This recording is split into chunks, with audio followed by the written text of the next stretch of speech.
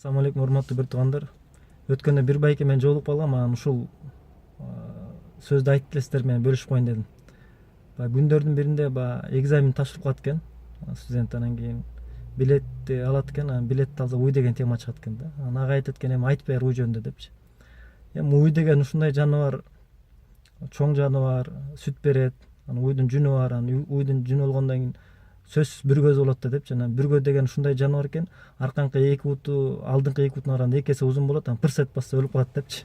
Анан кийин ага айтат экен, сен темадан чыгып кеттиң го деп, кийинки билетти ал дейт экен. Анан кийинки билетти алса эле кой деген чыгат экен. Анан кой жөнүндө айт дейт экен. Кой деген ушундай жаныбар, уйдан кичинекей болот, бирок жүнү чоң болот. Анан жүнү болгондон кийин сөзсүз бир көзү болот да. Бир көө деген ушундай жаныбар, аркаңкы эки буту алдыңкы караганда эки эсе узун болот, анан пырс этип басса өлүп калат экен. Анан ага айтат экен, сен кечке эле бир көөнү айтып бересиң деп. Анан кийин кийинки билетти алса балык деген тема чыгат экен да. Анан ага айтат экен, ушуга эми бир көз чыгарып көрчү депчи. Анан айтат экен, балык деген ушундай жаныбар, сууда жашайт, момун болот, сүйлөбөйт. Анан кийин эгер балык куракта жашаса, баягы кой уйларга окшоп буга да жүн чыкмаган, анан жүнү болгондон сөзсүз бир көз болмок деп, анан кайра эле бир көөнү айтып берет экен да.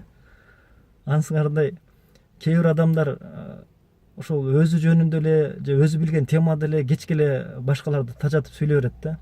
Ошон үчүн коомдо жүргөндө бир аз сабыр кылып, общий теманы сүйлөшүп, же болбосо жаныңызда отурган адамдардын да темасын угуп, алардын деле оюн угуп сүйлөшкөндү адат кылып алсак, кечке эле өзүбүз билген теманы же кечке эле өзүбүз жөнүндө сүйлөй бербей.